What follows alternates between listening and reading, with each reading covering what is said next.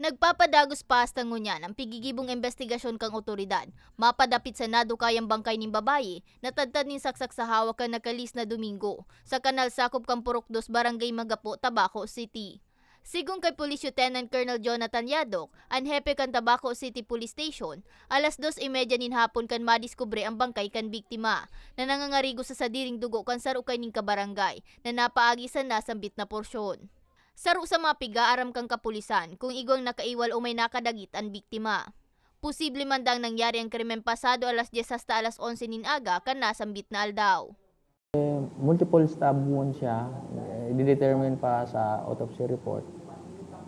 Yun po yung nangyari. Parang galit na galit yung suspect sa kanya. Dugang pa kan hepe, saro sa nagpapadipisi sa saindang investigasyon.